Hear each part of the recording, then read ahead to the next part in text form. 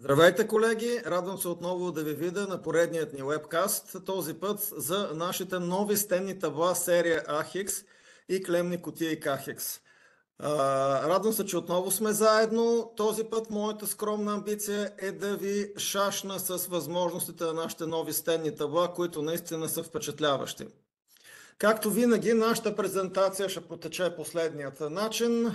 Отначало ще бъде под формата аз ще говоря, ще ви показвам така малко разчупена ще е презентацията, ще ви показвам класическа презентация, но същевременно смятам повече да наблегна на много видеа, които ще спирам и ще ви обяснявам различни нюанси на това, което виждате. Тоест, приемете го, че тази презентация не само ще ви обяснява за предимствата на нашите нови табла, но също така е нещо като монтажно опътване. И накрая, разбира се, ще имате възможност да ми зададете въпроси, които може да ги зададете под формата на, като го напишете в чата, или след това вече в края на моята презентация всеки един от вас може да си отключи микрофона и съответно да ми зададе въпросите.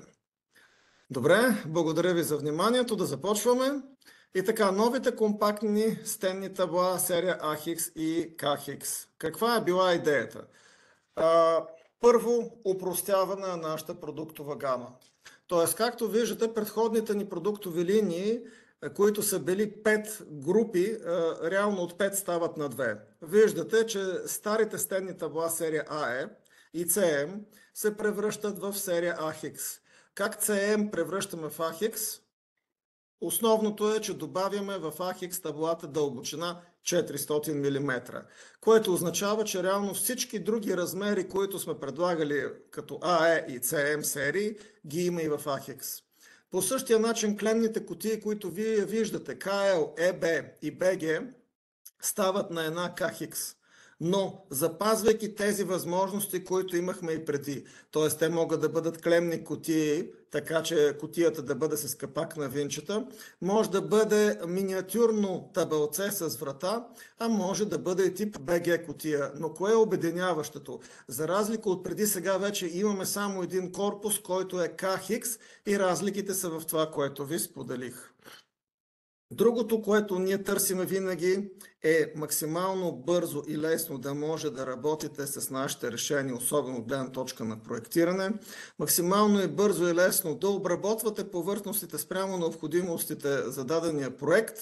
Разбира се, бърз и лесен монтаж вътре в таблото, като идеята е да използвате по-малко на брой аксесуари спрямо преди, а същевременно да имате по-големи възможности, което аз ще ви покажа малко по-късно. Конструкцията също така се подобрява и имаме възможност много повече и другите наречени системни аксесуари да използваме в тези стенни табла. Всичко това смятам да ви покажа сега. И смятам да започна първо с първото видео, което искам да ви пусна, което ще бъде едно обобщение за всичко, което след малко ще видите и ще чуете.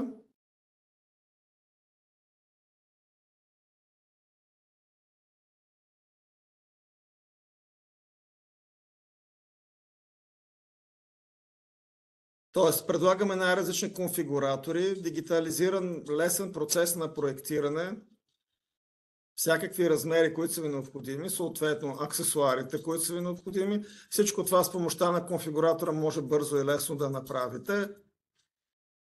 Оттам нататък да предвидите евентуално какви отвори биха ви трябвали. Също така навсякъде има QR кодове, които са свързани с това вие машинно да обработвате бързо и лесно тези повърхности.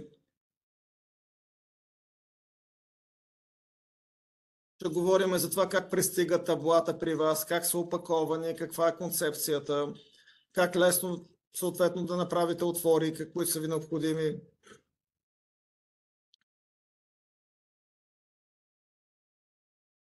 Монтажа на вратите, на смяната на положението на вратите. Всичко е изключително бързо, лесно и много приятно.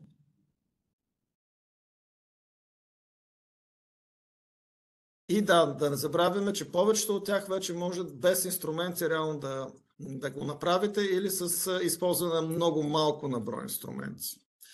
Ще говорим много за вътрешната инсталация в таблата.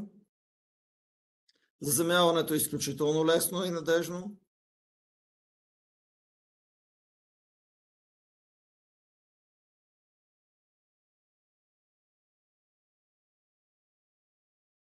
Отново конфигуратора, все пак така ще ви споменавам за него също така, въпреки че за него сме правили специален вебкаст, който ви посещам отново да погледнете. Просто от тогава насам конфигуратор има още повече възможности.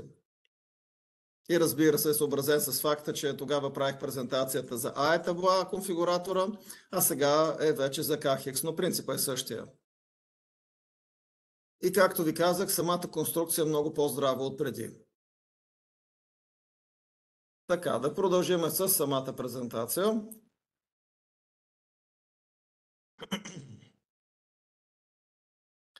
Така, стана въпрос конфигуратора, който ви споменахме. Старото му име е RIX, сега се нарича RePanel. Както ви казах, за него правих отделен вебкаст преди време.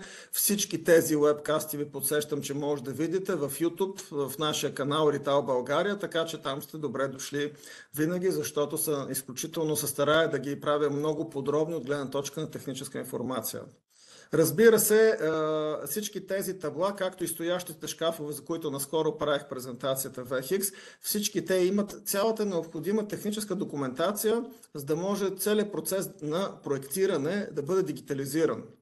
Тоест, с помощта на съответните софтуери, вие да може бързо и лесно да направите вашето решение в 2D, а най-добре в 3D, разбира се. За целта на сайта има всички необходими чертежи в различните му положения на нашите табла и различни формати също така, с цел да може това лесно и бързо да бъде проектирано, съответно бързо и лесно да бъде поръчано и след това бързо и лесно да бъде обработено.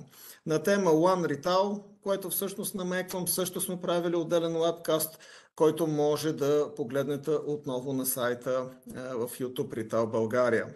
Но иначе тук пак да ви подсетя, тези от вас, които ползват EPLAN, горещо разбира се го препоръчвам и съответно неговият модул за 3D проектиране ProPanel, тогава вие имате всичко необходимо да сте изключително бързи и ефективни не само в процеса на проектиране, но и в процеса на реализация на проекта. Имам предвид, че с помощта на тази 3D визуализация вашите колеги в работилницата долу ще могат бързо и лесно да монтират нещата в таблото, тъй като виждат кое как е разположено. Разбира се, ако вие съответно закупите или сте вече закупили наши RAS машини от типа обработващ център Perforex MT или лазерен център, 3D лазерен център Perforex LC или други подобни машини, вие може много бързо и лесно да направите съответните отвори автоматизирано, като самите машини взимат цялата информация от вашият проект, който сте направили в EPLAN ProPanel. За тези от вас, които нямат EPLAN или за сега не виждат нужда и необходимост от него, разбира се, остава и, както ви казах, нашите конфигуратори, които са на сайта на Retail и те са свободни за употреба. Нищо не плащате, те са онлайн.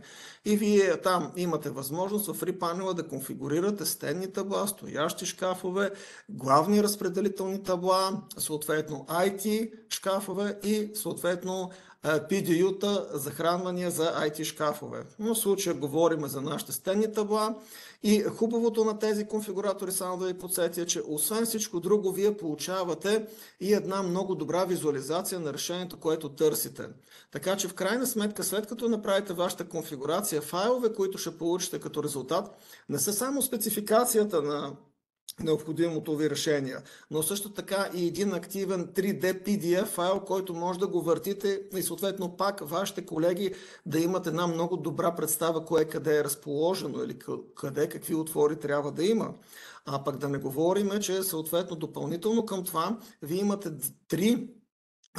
два конфигурационни файла, които са всъщност програми за рязане на нашата машина Perforex MT, която е обработващ център, или на нашата лазерна машина Perforex LC, така че по този начин директно, дори да нямате ProPanel, EPLAN, вие имате съответната програма, която да качите на машината, да сложите монтажната плоча или врата, която ще пробивате и машината вече ще почне да я обработва. И не на последно място, дори да имате E-Plan и ProPanel. Въпреки това, вместо да си играете тепърва да набирате всички от това табло и аксесуари в ProPanel, вие получавате също така от конфигуратора един файл, който да импортирате в E-Plan и съответно там реално се появява до сега, докъдето сте стигнали. Т.е. таблото с всичките му аксесуари и отвори вече е набрано в ProPanel и оттам нататък вече вие ще може само да го допълвате с допълнителните изделия, като апаратура, като кабелни канали, ако искате, и подобна периферия. Тези CAD данни съответно, извинявайте, това го споменах, дори да нямате наш E-Plan ProPanel софтуер, да имате някакви други такива системи, винаги може да издърпате чертежите от сайта ни и съответно да си ги импортирате във вашите софтуери и да продължите с визуализацията на решението.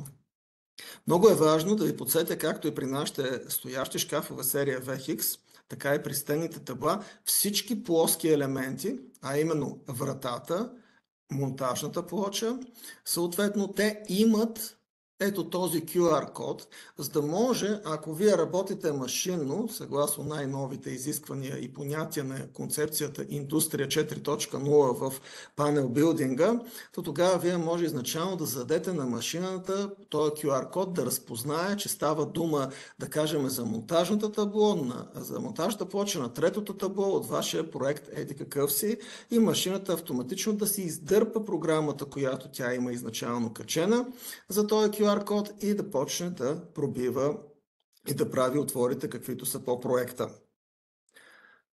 Така, да започнем сега вече с детайлите, свързани с самите стенни табла. Обещах ви, че ще ви смая и смятам да си изпълня това обещание. Разбира се, това не идва ето тук така. Ритал са основани 1961 година. И както виждате, ние сме започнали всъщност с стенни табло на чертежа отляво. Стенни табло на чертежа отляво може да видите първото табло, което е било произведено в до някъде гаражни условия, но благодарение на концепцията за стандартизирани, масово произвеждани табла със съответните размери, Ритал постепенно през годините са стигнали до там, където са, а именно да бъдат водещ производител и пионер в областта на таблопроизводството и не само. Като в интерес на истината, стенните ни табла са едва ли не последният най-стар продукт, който имаме от десетилетия и е било крайно време да бъде заменен. Обаче за едно стенно табло как да измислиш такива нови решения, че наистина да бъде революционно и различно, наистина да ви направи впечатление. Не е така просто, но Ритал все пак са успели да го направят. Каква е концепцията? Както ви казах, ефективност, гъвкавост, качеството, което Ритал винаги е притежавало и сигурност. Т.е. новите табла са механично по-здрави от старите. Всичко това ще го обсъдиме след малко. Важно е да спомена също така, пак отново споменавам, всички размери, които сме имали до сега, се запазват, плюс съответно имаме и тези, които са на 400 мм дълбочина, които са били специфични за CM таблата. Продължаваме да ги предлагаме от обикновена прахово-боядисана ламарина, от неръждаема стомана SS304, някои размери, 4 на брой, предлагаме стандартно и от SS316. Разбира се, по поръчка може и останалите размери да бъдат произведени от SS316, но ясно е, че цената ще бъде по-висока и срока на доставка по-дълъг. И тук е момента да спомена, че имаме такива и пластмасови табла серия AHX, които обаче съм направил отделна презентация за тях. Тя също е качена на сайта ни в YouTube Ритал България. Така, ще започна вече с другите видеа и доста ще продължа с тях, така че да не се очудвате, защото ми е важно да видите как изначално започва процеса на работа с таблото. И сега да видим по какъв начин вие го получавате. Защото и тук има сериозна промяна. Както ви казах, ще спирам от време на време видеята да ви обяснявам. Ето, както виждате, така в момента вече ще получавате нашите стенни табла, а именно виждате, че имате картонче отгоре, отдолу, съответно отвътре цялото табло е в стреч фолио и виждате, че е чемберосано. Защо така се получава. Ще ви обясня малко по-късно. И както виждате, също така има и съответната индикация в какво изправено положение трябва да бъде това табло, за да се транспортира лесно, без да се повреди.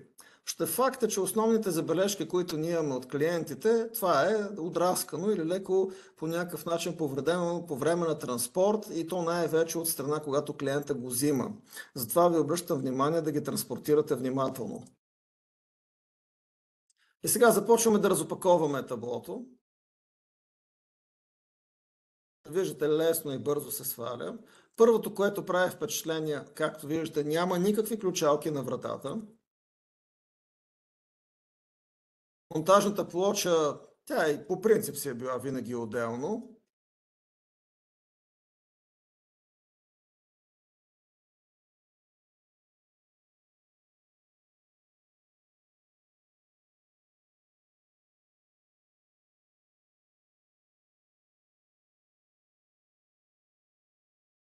Внимавайте с макетното ножче, когато го режете, но по принцип това си е абсолютно опътване как да разпаковате наше табло. Оп, виждате ли? И вратата също се оказва, че не е монтирана. Тя е сложена в положението, където е място, но тя не е монтирана. Пликчето и оплътнението с крепежните аксесуари, подовите плочи също не са завинтени. И в крайна сметка какво получавате? Получавате ето тази конфигурация. Тоест, забелязахте ли как го получихте и в крайна сметка, като го разпаковате бързо и лесно, какво се получава? Защо е така направено? И какви цели преследва Rittal? Бях изпоменал още на времето, че Rittal са инвестирали 250 милиона евро в нов завод, който е изцяло изпълнен в концепцията Индустрия 4.0. Т.е. дигитализация плюс пълна автоматизация, роботизация и така нататък. Изкуствен интелект, това е направо трябва да отделен уебкаст за нашия завод да направим. И идеята е, две са основните причини да получите таблото по този начин опаковано. Първото, какви са ползите за вас? Логиката, разбира се, следната. Монтажната плоча винаги така или иначе трябва да свалите, да махнете от таблото, защото по нея ще работите със сигурност. Подовите плочи, 95% от случаите трябва да пробиете за вход за кабели. Затова също не са монтирани. Предната врата в 50% от случаите е необходимо също да направите някакви отвори по нея, а за да може да правите тези отвори машинно, разбира се, е хубаво да ги няма и ключалките по вратата.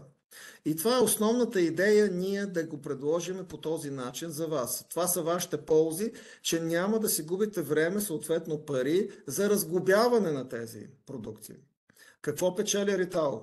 Това е начин, по който целият процес на пакетиране на таблото може да бъде роботизиран. Тоест, вече няма ръчен труд в цялата тази работа и това ни позволява, разбира се, да увеличиме нашата ефективност при производството на тези табла. Продължавам с следващото видео. Сега както ви казах, ще има много от тях. Да говорим за вратата. Видя се, че тя не е монтирана директно и след като вече пробиете отворите по нея, как да я монтирате? Виждате, пантите изначално си бяха монтирани по корпуса на таблото, а щифта ви е в пликчето, което вървеше заедно с таблото. Тук имате една пружинка, така че съответно като пуснете щифта, тя да го задържи. Взимате таблото и лесно с пръстче избутвате нагоре, надолу и съответно самата врата вече е монтирана на пантите. Тук ми е идеята да ви обърна внимание и на една друга особеност, която е по вратата. При старите ни стенни табла серия АЕ също имаме такъв тип подсилване на вратата отляво отдясно, но под формата беше на Z-образни лайсни, латинско Z. А сега, както виждате, имаме P-образен профил, който е още по-здрав и прави още по-голяма здравина на вратата като механична конструкция. Забележете, че във всеки край имаме щампован заземителен знак. Имаме този много интересен канал, който ще ви спомена малко по-късно. И съответно тези специфични наши отвори на стоящите шкафове с съответната стъпка 25 мм. Също така тук виждате и QR кода на вратата. Продължаваме нататък. Така, след това монтажа на ключалката. Вие си мислите, че ви трябват инструменти, както казваше Петко Бочаров, да, ама не. Вижте колко бързо и лесно стават нещата.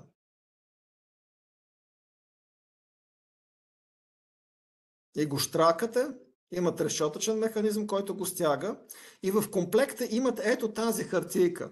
Тези от вас, които се чудят за какво се използва тази хартийка, защото съм имал и такива въпроси под формата на шега, всъщност това проверява дали достатъчно плътно сте монтирали лицето на ключалката към вратата, за да имаме IP66. И както ви казах, ето тук в комплекта също така имате ето този пластмасов елемент, който щракате в долната част на вратата. Той е пластмасов не случайно, за да може, когато затворите вратата, дори на вратата да сте монтирали нещо тежко и евентуално тя леко да провисне, това така да се каже, тая сгода да я напасне по такъв начин, да я повдигне, че да може уплътнението на вратата да легне правилно върху корпуса на таблото и пак да уплътни така, че да имаме степен на защита IP55 или 66, в зависимост от модела. И виждате как здраво притяга. Сега, когато говорим за товароносимостите, колко килограма може да монтирате на вратата, колко на монтажната плоча, колкото на цялата кутия, всичката тая информация има в опътването, което е пак на сайта на Ritao, защото на нашия сайт, освен, разбира се, всички тези чертежи в различни формати, които вие имате опътвания, имате сертификати, имате обща техническа информация, така че там всичко това го пише и не се притеснявайте да погледнете. Ако не се ориентирате, винаги може да потърсите една за съдействие, разбира се. Така, разопаковахме таблото, монтирахме вратата. Да видим какво друго имаме като врати.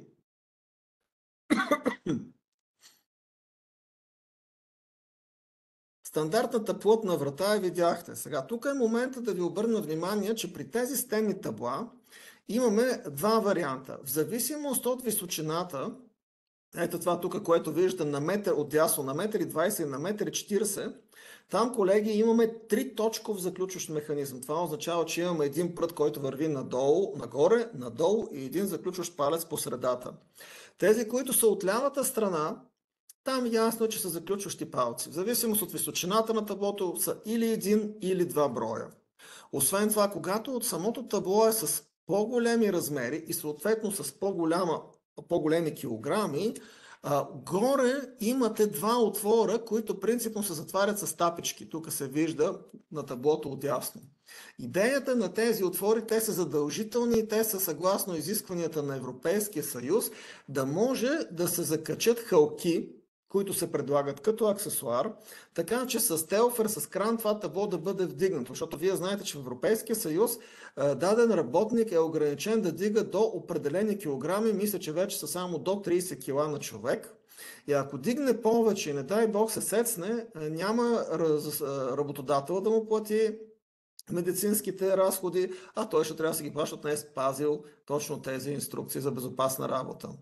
Така че това също е важно да го знаете, тези два отвора. Това е особено важно, ако ще ги монтирате на открито, защото трябва тогава да го имате предвид и вече да решим дали искаме да използваме покрив срещу вода, дъжд, сняг, градушка и т.н. Аз му викам покрив срещу хидрометеорити, или дори и така няма проблем да бъде монтирано някъде, стига да е на закрито.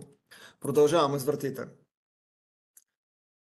Така, ето тук пример за аксесуари. И ето този джоб с документи е изключително добър показател как Ritao си намалява продуктовата гама, запазвайки, ако не увеличавайки дори възможностите си. А именно, виждате, че този джоб с документи е раздвижен, т.е. двете части се плъзгат една в друга. И ви е ясно, че тогава така може да се напаснем към 2-3 размера такива врати по широчина, използвайки само един продуктов номер. Тоест, едно такова изделие замества 3 стари. Това е един много хубав пример, който хем упростява нашата продуктова гама. Хем, съответно, вие нямате нужда много неща да държите на склад, защото са универсални. Хем, съответно, и плащате по-малко пари в крайна сметка. Така, та металната врата може да я заменим ето с такава алуминиева врата, която да бъде команден панел. Или с стъклена врата. При големите имаме същия принцип, но вече по-големи монтажни шини, по-голяма товароносимост. И разбира се, цяла такава стъклена врата нямаме. Може да направим някакъв отвор в тази голяма врата, да сложим съответно алуминиев панел или ето такава стъклена врата, която да бъде под формата на похлопак, под който ние да скрием съответно бутоните и т.н. и да ограничиме съответно достъпа до тях. Сега, може ли да се сменят вратите, пантите да бъдат отдясно наляво? Разбира се, че може, но за тези от вас, които се вика око да види, ръка да пипне, веднага пускам това видео, за да разберете колко лесно и бързо става всъщност това нещо. Виждате, махаме монтираните панти, монтираме ги от другата страна. Както виждате, тук само един винт имам, защото този канал е своего рода и направляващо. Няма как тази панта да се извърти. Слагаме тапичките, които са в комплекта от другата страна и вече процесът ви е ясен нататък. Какво продължава? Тук само щях да забравя едно много важно нещо. Като монтираме вратата и сега виждате ли, ето тук имаше един сряз, който в момента отива който в момента отива вече надолу, не нагоре.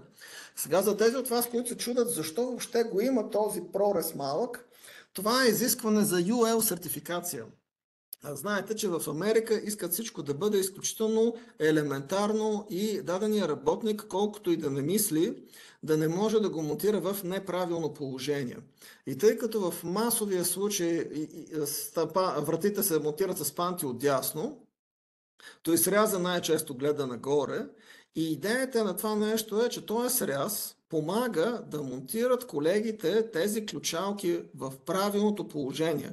Защото в самата ключалка в корпуса има едно пластмасово палче също, което трябва да влезе в този сряз. Иначе не може да монтирате самата заключалка вътре в този квадратен отвор.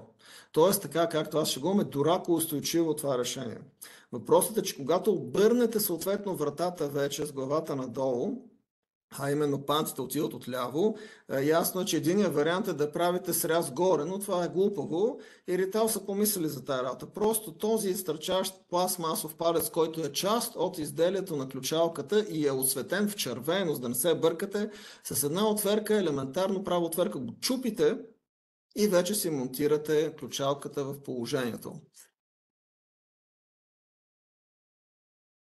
Оттам нататък нещата се повтарят. Продължавам нататък, защото имаме много наброй съответно такива интересни за вас видеа. Как да монтираме таблото на някаква монтажна повърхност? Сега първо ето го покрива срещу хидрометеорити. Тук веднага съм длъжен да ви обърна внимание, че новото ни решение на покрив се предлага само от неръждаема стомана. Преди за някои размери предлагахме и от обикновена прахообвисана ламарина, но явно по някаква причина, аз предполагам, че може би тези покриви не са се представили така добре във времето, Ритал са решили да правят само от неръждаема стомана, тъй като ясно е, че ако ви трябва покрив, най-често той отнася, така се каже, боя под формата на падащи предмети или нещо друго и ясно е, че ако боята бъде наранена, съответно може покрива да тръгне да ръждясва. И не, че много ще ръждяса, но ще пусне тези ръждиви капки, които да боядисат, отсветят в ръждив цвят и таблото под него и по този начин клиента, който не разбира много от табла, да си помисли, че таблото е ръждясва, а всъщност не е така. Затова са решили Ритал цялостно да променят концепцията и вече само предлагаме покриви от неръждаема стомана.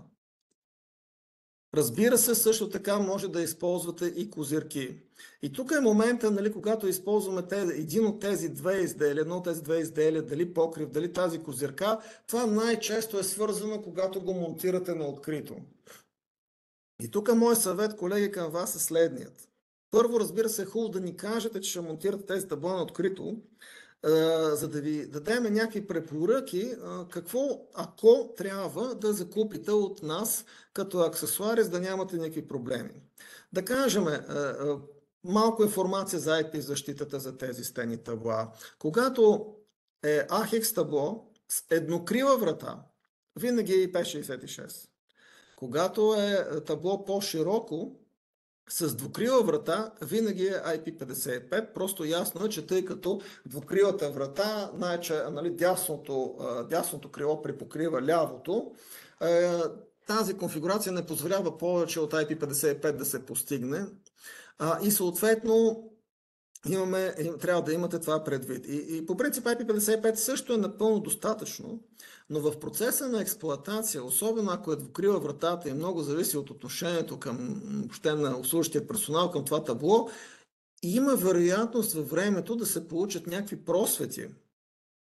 Там, когато крилата се събират. Не казвам, че всеки път се получава, казвам, че съм имал веднъж до сега такъв случай. Не знам как го бяха направили колегите, но тогава винаги препоръчвам най-малкото, ако вратата е двукрила, да използвате ето тази козирка, за да ви пази допълнително достъпа отгоре.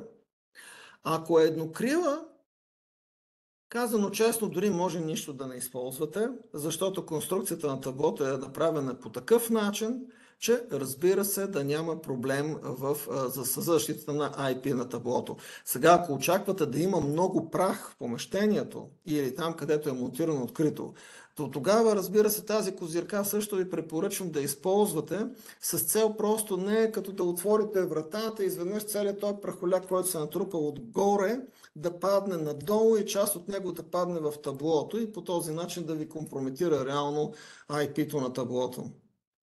А там вече, когато използвате големи табла, съответно с тези два отвора, които ви говорих, че ги има в ляво и отдясно, тогава ви препоръчвам да използвате наш покрив срещу хидрометеорити, освен като защита от всички тези външни фактори, но да не поиска някой с едно пръстче, така, защото му е интересно да бръкне, да натисне това оплътнение навътре и всъщност да ви компрометира IP-то на таблото. Тоест, ако е монтирано открито и не е в защитена зона, по-добре да използвате и покрив срещу хидрометеорити. Продължаваме нататък. Как се монтира на стена? Преди решенията, нали, преди и сега имаме ето тези отвори, които виждате в нашите стенни табла за монтаж на стена, но забележете, тук имате нещо като гнездо и така се каже, отвора е избушен навън. И погледнете, че имаме една добра странична повърхност под формата на 2,5-3 мм. Защо това така е направено? Защото взимаме ето такъв тип скоби. Подчертавам, скобите от това видео не са скобите, които в крайна сметка са в производството. Скобите, които са в производството, по-скоро са останали като форма от нашите АЕ табла. Но тук ми е важен повече принципа на закрепване да разберете какъв е. Затова съм го оставил това видео. Тоест, първо виждате, че много лесно на ъгъл 90 градуса може да разположите тези табла, дали скобите ще ги захванете странично или отгоре-отдолу. И след това в комплекта имате два варианта на монтаж. Първо, с помощта на такива самонавиващи се винтове, както виждате, бързо и лесно да навиете директно и да закрепите скобата към таблото, т.е. няма гайка, има само самонавиващ се винт с уплътнение. И забележете, че запазваме и UL-а.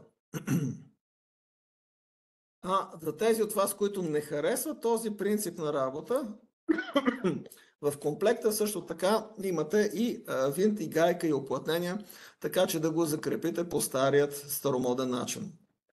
Това е за монтаж на съответно вертикална повърхност. Когато искаме да го монтираме към стълб, тогава използваме ето този аксесуар, който ни позволява да се закрепиме към стълб, било то с кръгла или квадратна форма до определени размери. И сега ето тук също ми е много важно да ви обърна внимание, че ние запазваме и възможността, както и при старите, така и при новите стенни табла, с този аксесуар, което е уплътнение с малко крепежни елементи, ние да ги сглобиме тези стенни табла в някаква редица. Но за да може да ги направим в едно общо пространство, виждате, че трябва да се изрежат странични отвори и тези странични отвори трябва да бъдат съобразени с там, където ще се разположи това модулно уплътнение, което видяхте, с цел да имаме IP защита, която стига до 55 при внимателен монтаж съгласно опътването.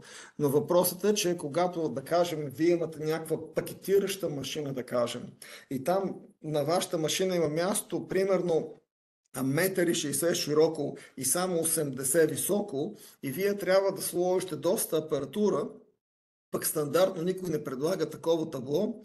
И единият вариант е да поръчате някой местен производител, но тогава пък имате друг тип компромиси и проблеми, да не говорим сертификати. То варианта, който Риtal ви предлага, е да вземете 2-3 табла по 800 широчина, по 600, независимост от случая и други, и да ги сглобите в едно общо пространство.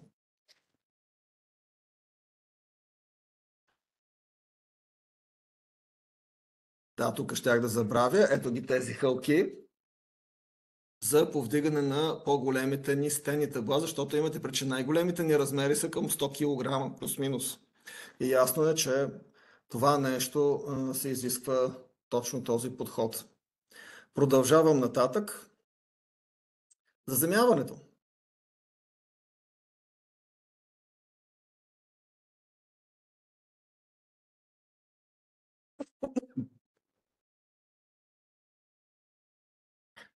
Ето го таблото. В комплекта имате ето този коларски болт. Той има само един начин на монтаж. На монтажната плоча. Сега тук е момента да ви обърна внимание малко да кажа за монтажните плочи. Разграфено отляво отдясно през 10 мм си остава растера. На всеки 100 мм имате и число. Имате също така във всеки ъгъл ето този отвор тип ключалка, плюс щампован знак за земление. Защо имаме този отвор тип ключалка? За да може, колеги, точно както виждате, както и при големите стоящи шкафове на техните монтажни плочи, да вземем този коларски болт и да работиме само отпред, дори при монтирана монтажна плоча. Ето виждате, пъхаме го отстрани, стягаме го. Виждате отдясно централната замителна точка, която е към корпуса на таблото. В крепежните елементи на таблото има всички тези аксесуари за заземляването. Кабела, разбира се, вие си го правите, но може да предложим и наш комплект. И съответно пък друг болт, който имате в опаковката на таблото, е вече класически 6 грам. Обаче, както ви казах, той е съобразен пък така, че да го пъхнете в този П-образен профил, за който ви говорих преди малко, долу или горе, в случая ясно, че е по-удачно долу. Виждате го ето този щампован пак замителен знак, който бях вече споменал. Слагаме го вътре, той се заклинва също, стягаме и слагаме и другия кабел. И по този начин сме заземили вратата и монтажната плоча към корпуса на таблото. Какво ни остава, колеги? Остават ни подовите плочи. И сега интересното е, че в подовите плочи на две места имате такъв отвор, не кръгъл, а един под формата все едно на сърчице. И погледнете какво става. В момента, в който ние го стегнем, ние направиме тези нарези, които правят съответното автоматично заземяване на подовата плоча към корпуса на таблото. Както ви казах, бързо, лесно, просто и надежно. Продължавам нататък. Вътрешната инсталация. Това е нещо, което винаги ми е било много важно да ви обясня. Когато вие работите с наши табла или шкафове, винаги ви моля да мислите във формата не на 2D, демек имам една монтажна плоча, какво мога да монтирам на нея, а ви моля да мислите 3D. Тоест, вие имате един обем, табло или шкаф, но това е обем. И с нашите аксесуари, монтажната плоча си е винаги в комплекта, нали? Но и с нашите допълнителни аксесуари, вие може да запълните този обем на 100%, ако искате. Не, че е разумно, но е възможно. И сега ще ви покажа как това лесно и бързо може да стане. За целта имаме ето тази специализирана шина за вътрешна инсталация в AHX Tableau. Много хубаво се вижда тук на това видео какво представлява тя. Виждате, не знам дали забелязахте и в предишните видеа, по корпуса на таблата ни, отпред и отзад, началните повърхности, имаме такъв тип пъпки, които върват през определено разстояние. Ето тук е другата. И сега идеята на тази нова наша такава шина е, че тя може бързо и лесно да бъде закрепена с помощта на тия пъпки директно към таблото. Сега обръщам вашето внимание, че и при iTableau ние също имаме такива шини, но там идеята беше да стягаш много здраво и в общи линии колкото си по-здрав, толкова по-здраво ще се впият зъбчетата на самата шина в тези срещуположни повърхности и да се надяваме, че така ще може да поеме товара. Но никога не е било сигурно колко. И затова са направени тези пъпки, защото сега са нещо като стъпенки, на които тази шина се подпира, стъпва и ясно е, че по този начин ние имаме възможност да кажем, че това нещо носи много повече килограми и това е гарантирано спрямо старото решение. А има и друго нещо, колеги. Това са и позиционери. След малко ще ви кажа каква е важната им роля. Но сега да продължим самата шина. Виждате как веднага тия зъбчета правят и заземяването на шината. Може такива да разположим горе-долу. И сега забележете, тази шина съдържа всички отвори, които имат нашите стандартни шкафове. И не само по челната повърхност странична, ами и отгоре, и отдолу.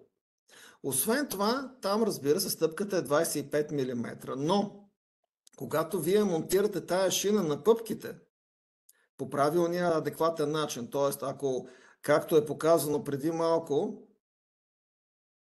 тук сте я монтирали на средното ниво и долу да я монтирате на средно ниво, ако тук пък сте захванали пъпката да ви дойде нагорно и долу да бъде на горното ниво, така че да запазиме отстоянията, то тогава имаме възможност вече да вземем наши стандартни монтажни шини, които са от нашите стандартни шкафове, да нека системата, както ние казваме.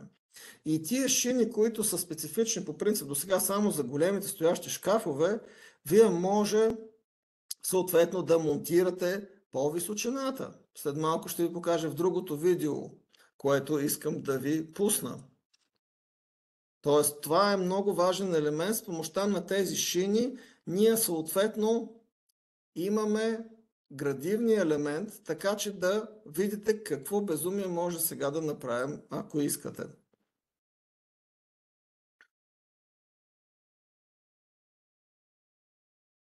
Започваме с тези шини, отляво, отдясно. И сега гледайте какво става.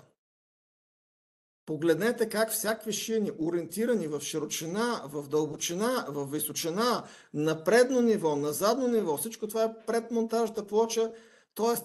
целият този тетрис, горе, долу, целият този тетрис, който сме направили, вижте само колко много монтажни повърхности имаме в дълбочината на таблото, в височината, в широчината, отгоре, отдолу. Наистина е впечатляващо. Сега, разбира се, до сега никога не съм виждал такова нещо да бъде изпълнено на живо при клиента, но тук целта е точно чрез това престараване да ви покажем какви невероятни възможности вие вече имате с тези стенни табла и с точно тази инженерна мисъл, която е заложена в цялата система AHX стенни табла. Това е единият вариант, който бихте могли да направите, да кажем.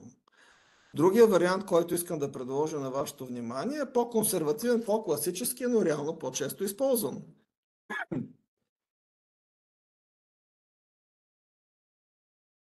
Винаги използваме тези странични шини. Т.е. те са ни за дълбочината.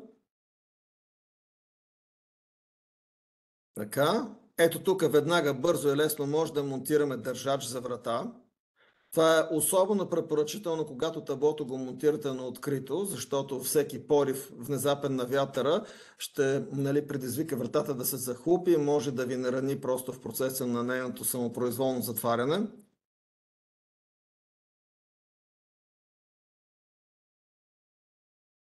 Шини, нагреватели, термостати, хигростати, всякакви други шини, ориентирани по широчина, в дълбочина, LED лампа с крайен изключвател. Всичко това е възможно и се прави и се използва в такъв тип решения. Искам още нещо да ви обърна внимание. А какво става, когато трябва да разположите тежко оборудване в нашото табло? Както ви казах, първо все пак трябва да се съобразите с товароносимостта на даденото табло. Но освен това, ясно е, че то не е за монтаж на монтажна плоча. И вижте как сега ще го разположим в долната част с помощта на всички тези аксесуари. Ето ги тези шини, които са за монтаж на тежко оборудване. Ето ви го примера. Готово. Бързо и лесно. Продължавам нататък.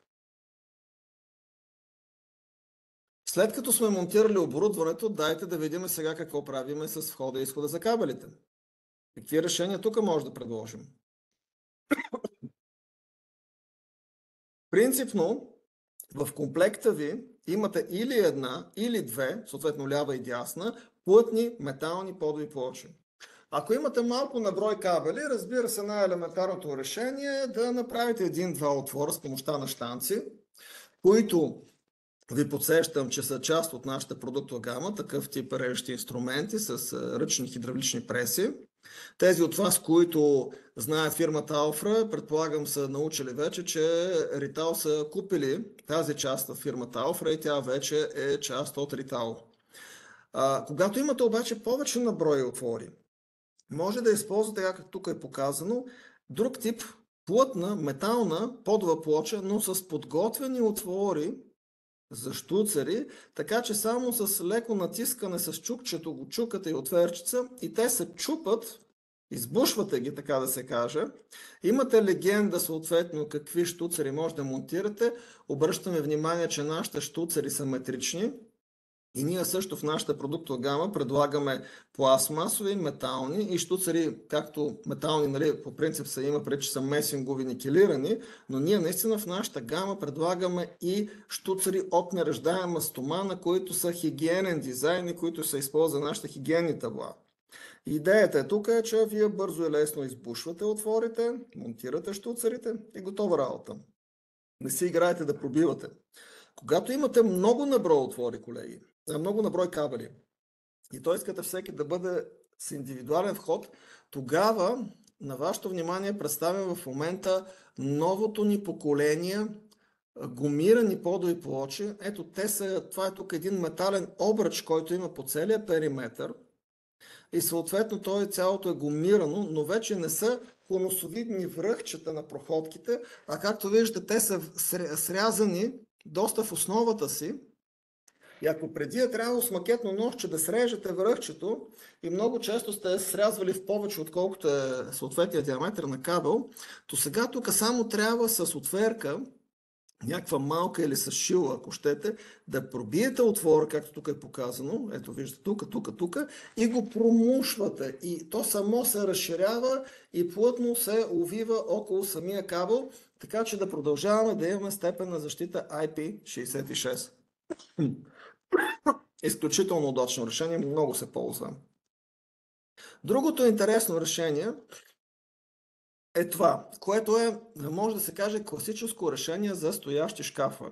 Тоест, както виждате тук, голямото предимство на решението е, че подовата плоча е разделена на две части. И във всяка част имаме съответно едно такова половинка от това уплътнение, които гледат едно срещу друго. И когато вие имате нужда, това табло при вас, поради неговата специфика, постоянно трябва да добавяте или да махате кабели, вместо да си играете с щуцери, вместо да си играете как да ги прекарате с накрайниците барабар, ако имаме и някаква комуникация, това ви е изключително лесен вариант. Директно ги промушвате през тези уплътнения, а ако дори вашия накрайник е по-голям, просто вие виждате, можете много лесно да отвиете едната половина от плочата да го прекарате и след това пак да го притиснете, като я завиете обратно. Изключително удобно решение и запазва IP55, ако работите внимателно. И ето това сега най-новото ни решение, което се предлага. Това е една много твърда пластмасова плоча, в която виждате, че имаме подготвени за избушване най-разнообразни отвори за метрични щуцери. На тях дори има легенда. Знаете, както тук е показано. И слагаме щуцери. А същевременно имаме и ето такива правоъгълни отвори, които може да избушиме изцяло. Защо ни трябват тези отвори? Ей, сега ще видите, колеги. Виждате ли как след това може да ги разделиме на малки, големи, така да се каже, отделеница с помощта на тези черни ребра и да уплътниме кабела, който вече е преминал барабарст на крайника си, с помощта на тези самоотварящи се от една страна квадратни уплътнения. И след като ги увидите около кабела, то се връща квадратната форма и след това просто го набивате между черните ребра и имате IP66. Това решение е направено, когато вие имате хем силови кабели, хем слаботокови кабели или някакви други, където са смонтирани накрайници. Най-често тези накрайници с голяма форма и няма как да ги прекарате през щуцари, то това е решението, което ви позволява да имате тази гъвкавост и да решите проблема без да се мъчите много. Защото другия вариант би бил да махнете конектора, след това да го монтирате обратно, но ясно е, че вече няма да е като заводско и може скоростта на комуникацията да падне в пъти. Извинявайте.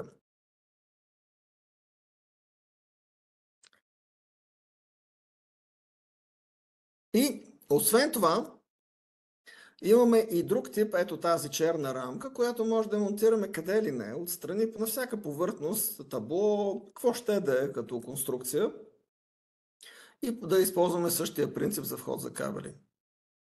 Няма проблем също така това да го монтираме и отгоре. IP-то се запазва, което особено искам да обърна внимание. След като сме прекарали кабелите, разбира се е хубаво да видим как може да ги аранжираме. И това е следващото ми видео.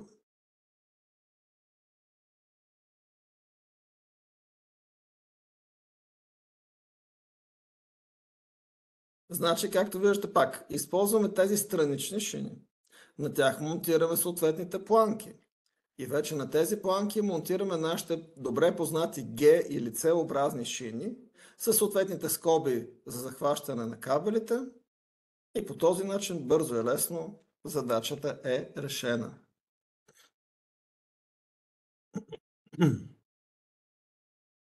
Какви типове заключващи решения предлагаме за нашите табла?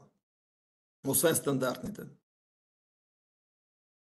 Както ви казах, в зависимост от това, кое табло използваме, ако тези, които са с палците заключващи, то имаме възможност да използваме ето това решение, което да бъде със секретен ключ, който може да бъде универсален, може да бъде уникален. И по този начин вие да осигурите контрол на достъпа. Виждате, вложките се менят. При стоящите, по-големите стени табла с триточков заключващ механизъм, направо изглежда вече като истински шкаф. И вложките пак се менят. Те са и двата случая универсални, еднакви.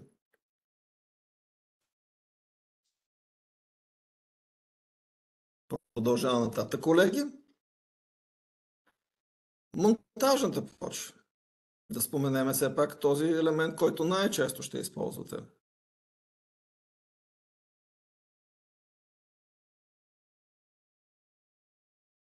Как я монтирате? Виждате на дъното на корпуса на таблото имаме такива запоени гайки. В комплекта имате тези шпилки. Бързо и лесно ги монтирате. Нищо сложно няма как и да се объркате. Взимаме монтажната плоча вече с апаратурата. Много лесно и просто я вграждаме в таблото. Захващаме я и задачата е решена.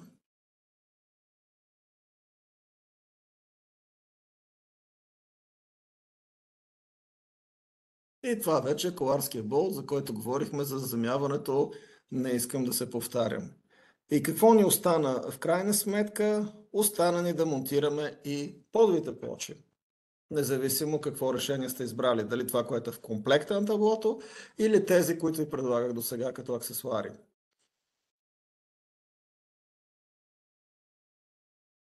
Сега, обръщаме внимание, че както и преди, така и сега, нашите повърхности, на които монтираме подовите плочи, това в момента е с главата надолу, винаги гледат една идея навътре.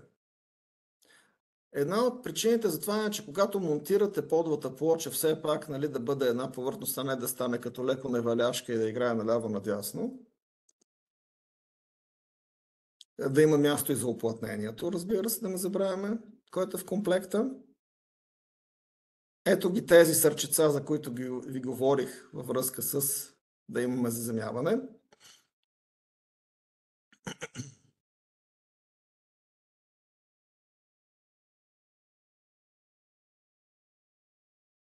Осем са винта на всяко табло. И сега ето този отвор ви подсещам, който е долу вдясно реално.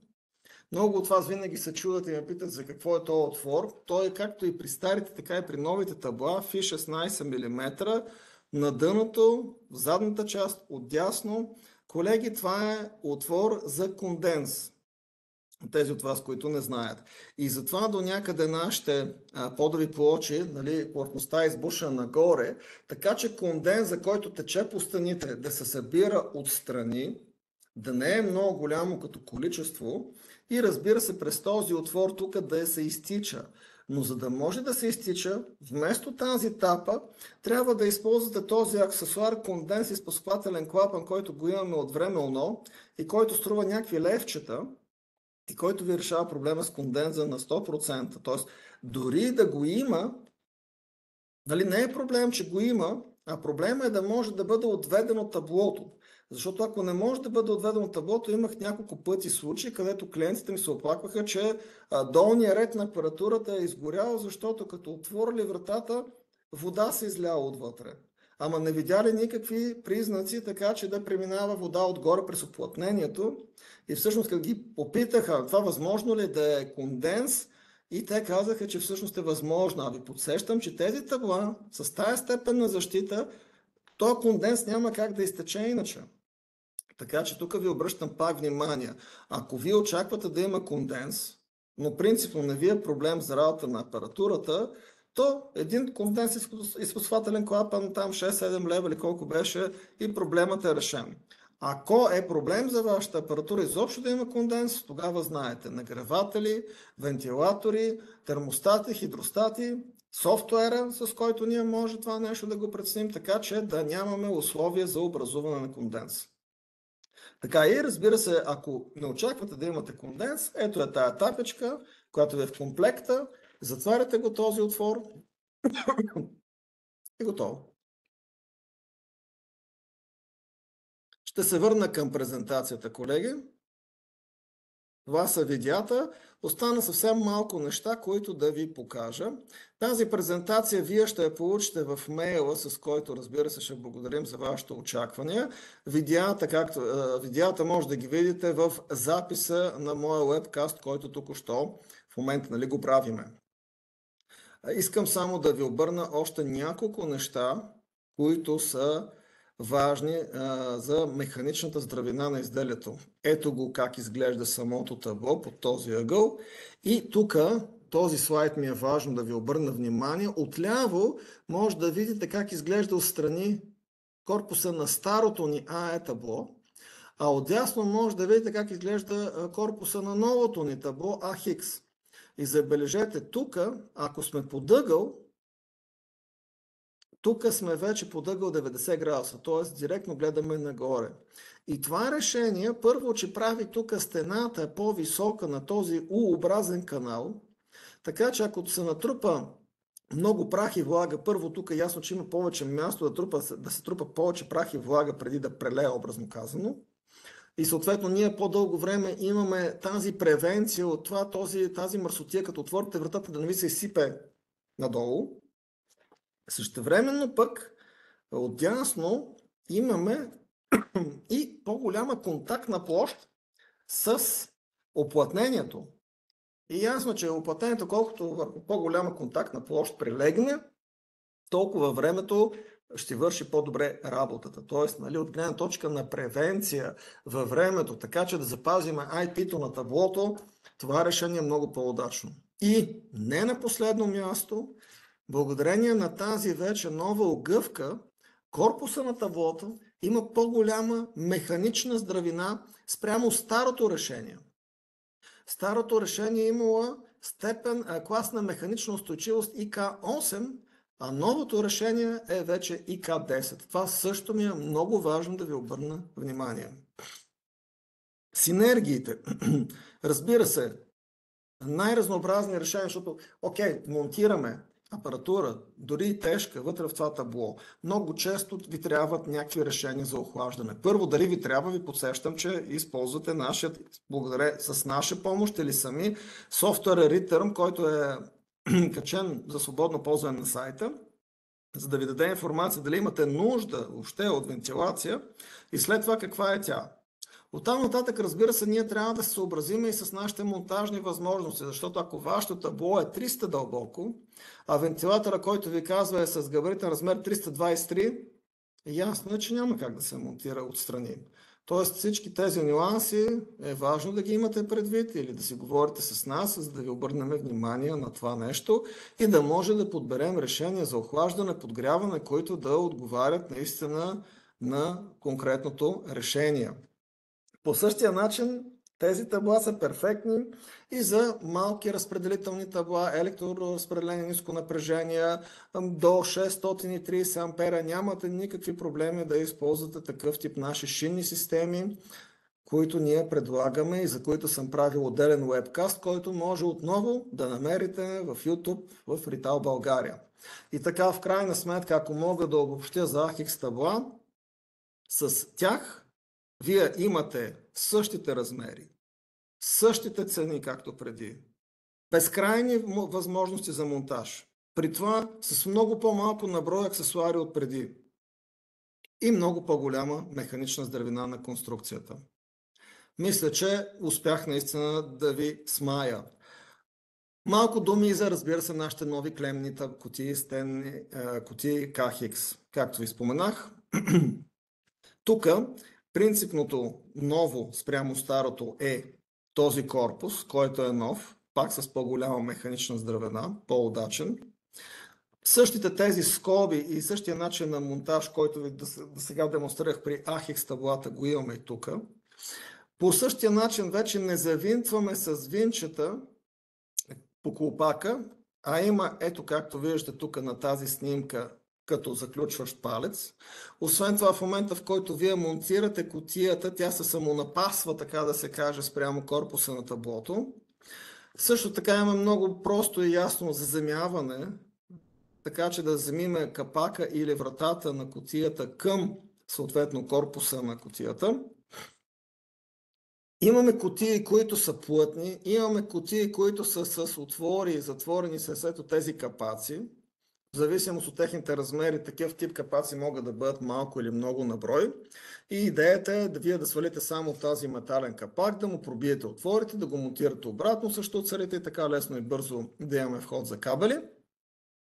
И разбира се, монтажните плочи ви подсещам, че не са в комплекта на клемните кутии. Ако е стенно табло, да, стенно табълце е с малки размери, но ако е чиста клемна кутия с свалящ се капак, там нямаме монтажна плоча в комплекта, там имаме ето тези гнезда, които вие виждате на малките снимки. И ясно е, че най-често няма нужда от монтажна плоча, защото се използват диншини. Подсещаме, че диншини кабелни канали ние също продаваме, както риталски, така и на друга немска фирма, Ликатек, която е партньор на Ритал, и там гамата и цените са хем по-богати, хем цените са по-атрактивни от риталските, така че винаги са добре дошли да попитате и за тези изделия от нас. Това, което много ми харесва в новото решение, забележете, класическия монтаж е на снимката третата вдясно, горното решение. А сега с допълнителен аксесуар е такива геобразни скоби, ние може да подпъхнем един шината, директно да я сложим по гърба на таблото, на кутията и да я притиснем по този начин, така че да не бяга. И това ни дава допълнителни 10 мм дълбочина. А вие знаете, че за клемните кутии 10 мм дълбочина си е голяма работа. Така че ви обръщам голямо внимание на тази подробност. Иначе всички сертификати, QR кодовете и нататък, всичко това е абсолютно еднакво с старите ни решения. Колеги, с това приключвам моята презентация. Надявам се ви беше интересно и сега съм готов да отговоря на вашите въпроси. Благодаря ви.